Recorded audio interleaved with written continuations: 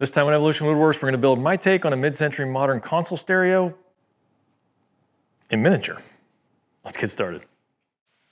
If I had to guess, I'd say probably 95% of the cabinets and furniture I've built over the past 25 years or so have been Mission or Shaker style. I've always just liked the simplicity of it, and after a long break from woodworking in general, I decided to get back into it, and when I did, I wanted to try new things, and I've sort of been drawn to the mid-century modern style lately.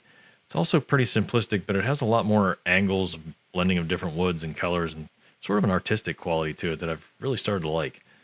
I've also had this Bluetooth radio kit sitting on my shelf for over a year now, so I thought, why not try building something in the modern style, but on a smaller scale, like a little test project.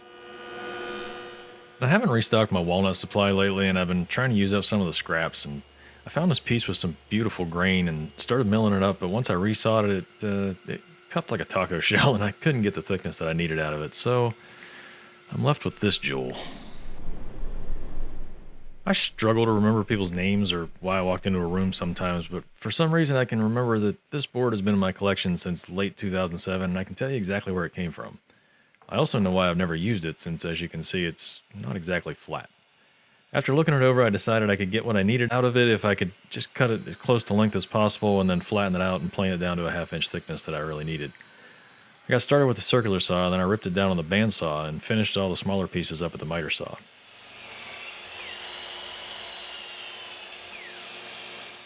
I also needed a couple pieces of maple for the faces, so I cut that down to length and split it in half on the bandsaw before I moved on to the flattening and planing for everything. This joiner is great for smaller pieces, but with only 6 inches of capacity, I needed another plan for the larger parts. I built this sled from some scrap plywood real quick and used some shims and hot glue to keep it stable while I ran it through the planer. Once the first side was flat, I could take it off the sled and plane the other side to final thickness.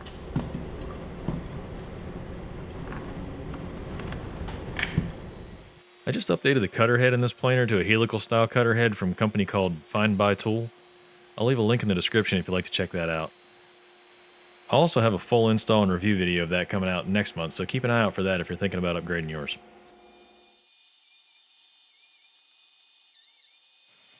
Once everything was flattened down to the final thickness, I jointed one edge and ripped everything down to size on the table saw.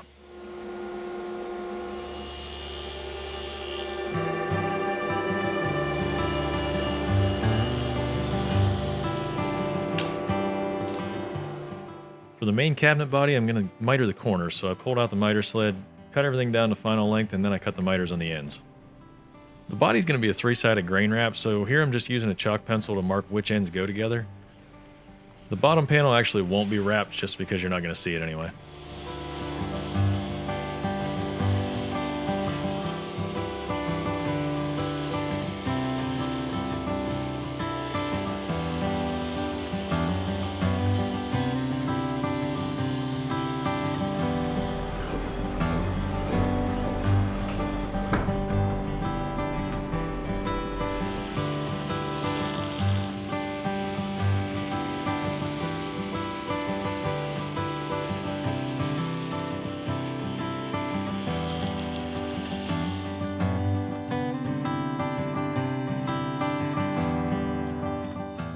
Another detail on the body is that there's this bevel on the edges. I set this up so it's about 3/8 of an inch tall, leaving the last 1/8 of an inch flat.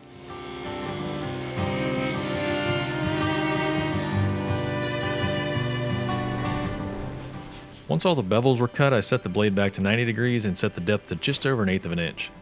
This will be the groove for the front and rear faces to sit in. I started with the outside edge, and then just slid the fence out, taking a few passes until I had a good snug fitting groove on all 4 pieces.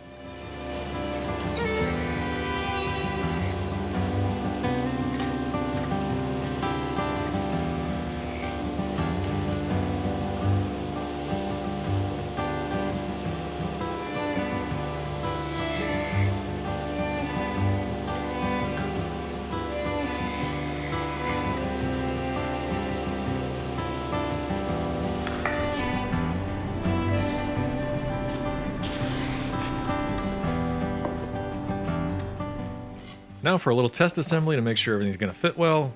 If you're going to have trouble closing the gaps on the miters or fitting the panels in the grooves, now's the time to find out.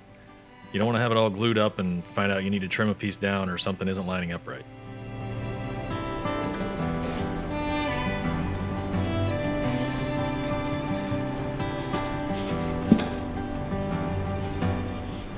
And with everything looking good, I can move on to laying out the front panel for the speakers and the head unit. I start off just getting a center line in both directions, and then I mark out the centers for the speakers and the ends of the head unit. For those of you who like to call me young man in the comment section, first of all, thank you. And second, believe it or not, I am old enough to have an actual drafting kit from back before we all moved on to CAD drawing, and this was my compass from back then. Still works.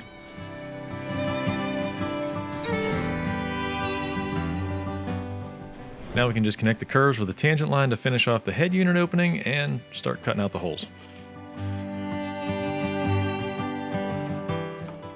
I set up a quick makeshift fence and table for the drill press to keep everything on center and drilled out the smaller holes with a Forstner bit.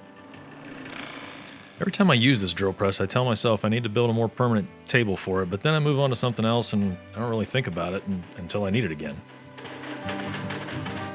The speaker holes call for 2 3/4 inch hole, and I don't have a Forstner bit that big, so I tested the hole out with a hole saw, but it cut about a 1/16 of an inch oversized, so I went back to a 2.5 inch hole, and I just fine-tuned all of that with the spindle sander until everything fit nice and snug.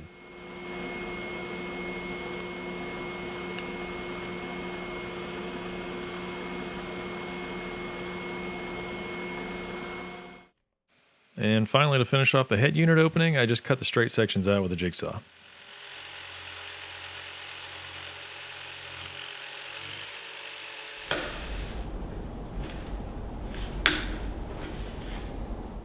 A while back, I watched a Four Eyes Furniture video where he was building a full-size console cabinet for a turntable and a record collection.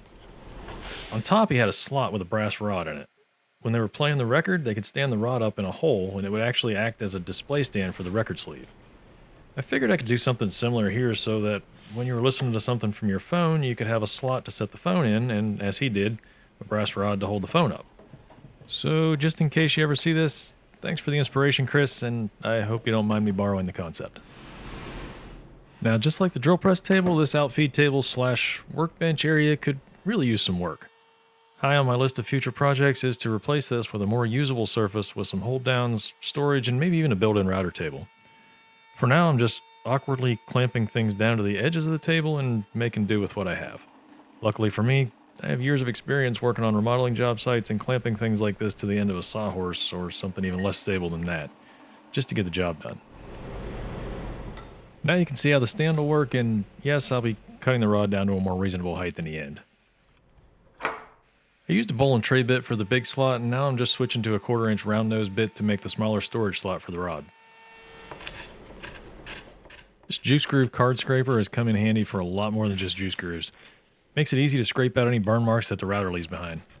I'll leave a link in the description if you want to pick one up for yourself. For the 1/4 inch slot, I got a little bit more creative and used a round nose carbide die grinder bit. I left it chucked up and just spun the chuck by hand to clean up the ends of the slots.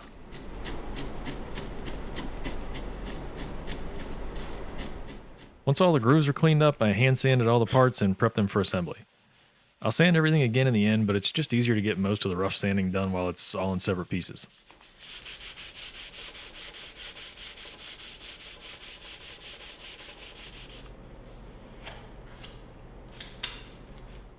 Here I'm just using the table saw fence to keep everything lined up while I get the tape on the joints. I remembered I had actually bought some strap clamps about 20 years ago that only got used once, and I actually found them. Well, I guess I was too cheap to get 2 of them back then. Oh well, one. All right, so the plan here is to start with some glue, wrap it up, tape it up, and then I'm going to try to put this strap clamp on. Possibly some bar clamps. Just need to pull these corners in a little bit tighter than what they look like they're going to be, and I'm not trusting the tape so much, so I'm going to start with that and see how this goes. Made sure I got a good amount of glue in all the miter joints and just installed the panels in dry. They're not going anywhere once this thing is all wrapped up anyway.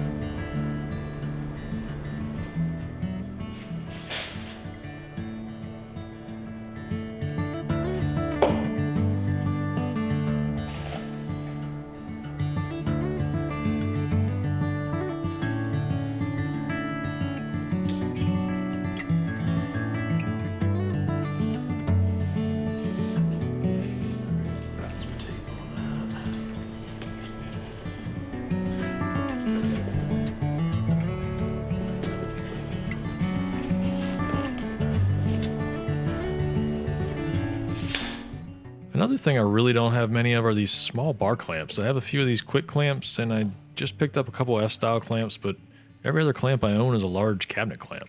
So I guess even if you think you do have enough clamps, they might not be the right clamps. So as always, I need more clamps.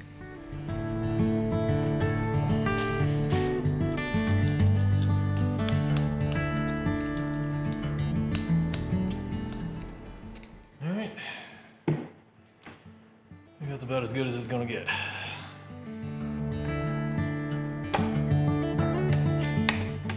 Once the glue dried overnight, I pulled off all the clamps and checked things out, and it looked pretty good for the most part. I need to do some work in the corners where the face bevels meet up, but we'll get to that after I make the legs. Speaking of the legs, let's get to work on those.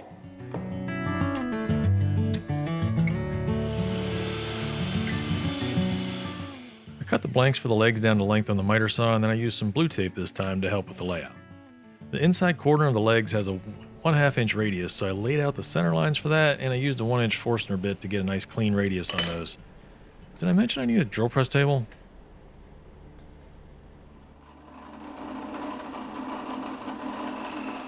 Sometimes things look great in a 3D model, but it just don't work in real life. These feet were going to be a little too pointy, to use a technical term, so I added a 1/4 inch to the width and adjusted the angles to match. They look a lot less pointy now, so I'm happy.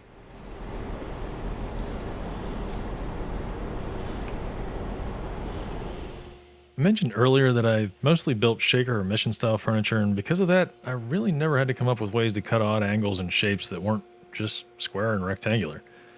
I used a miter gauge here for the outside edges of the legs and the bandsaw on the inside, but if this were a full-size table, I think I'd have been better off building a sled or a jig to help hold the parts a little bit better.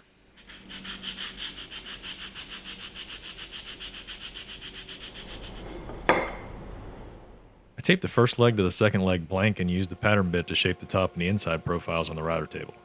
After that, I cut the angles on the ends using the miter saw.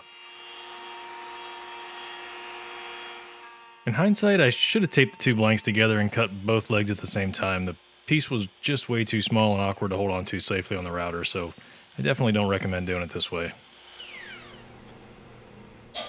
Now with everything shaped, I realized I probably didn't need quite that much tape to hold these together either. This stuff is actually pretty strong.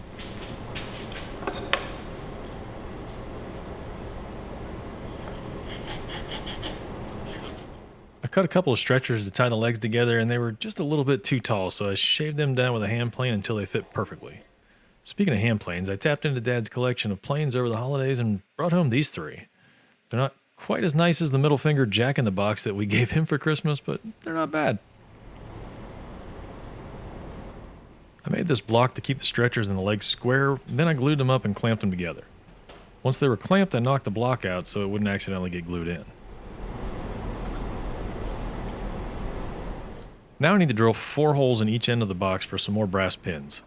I built this quick drill guide to keep all the holes lined up equally off the corners and drilled them out to just a hair under 3/16 of an inch. I'll be cutting some more of the brass rod down and pinning the corners together with that. This will tie in the brass rod from the top and help keep the miters together.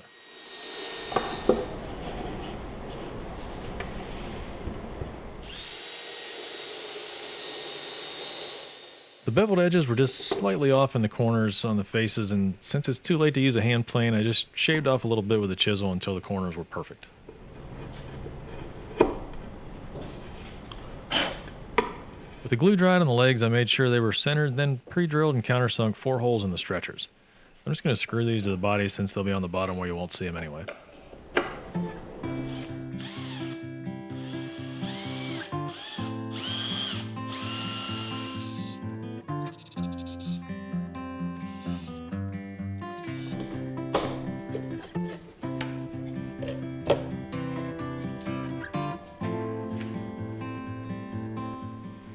Now, before I forget and add the legs so that they're in the way, it's into the laser to add our logo onto the bottom of the box.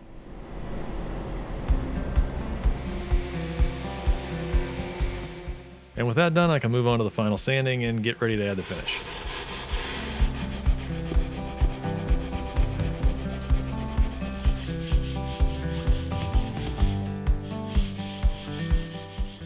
I'm going with tung oil and hard wax finish on this since it doesn't really need that much protection like a table or something that would often get wet. This has kind of become my go-to finish lately for this type of project. It really brings out the grain of the wood without too much gloss, and it still leaves a nice soft feel to the wood.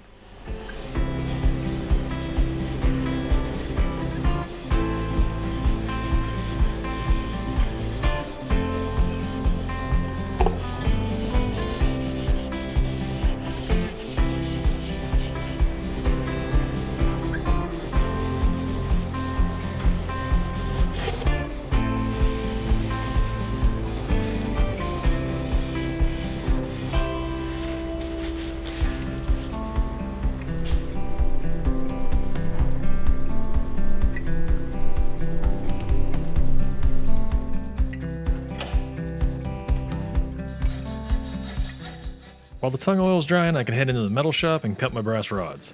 For the longer phone stand, I put it in the drill press and used emery paper to give it a nice brushed finish. But for the shorter pins, just need to have the ends rounded off and shined up a little bit, so to avoid getting my hand caught in the drill press chuck, I opted for a hand drill for just a little bit more control and safety. Once they were all done, I shot a few coats of lacquer on to keep the brass from tarnishing over time.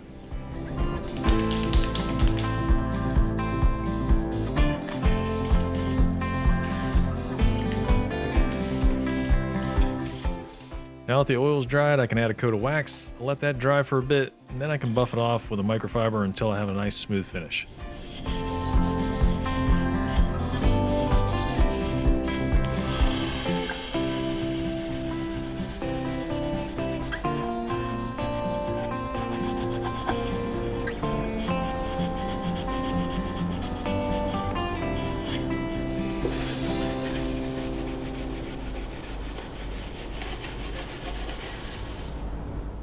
Now for a final touch, I added a little CA glue to the holes and used a plastic mallet to tap the pins into the corners.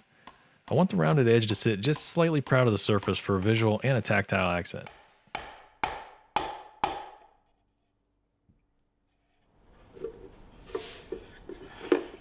Now that everything's complete, I can install the stereo unit. The AM/FM antennas have double stick tape on them, so I made sure they were stuck to the top of the box. Then I could hook up all the wiring and press the components into place, making sure to loop all the wires through the box before I connected them.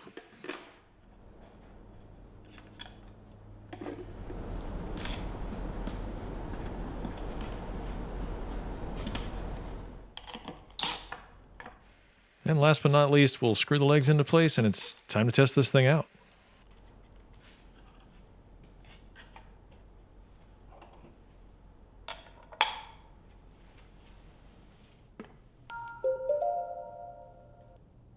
Bluetooth mode. Bluetooth connected successfully. I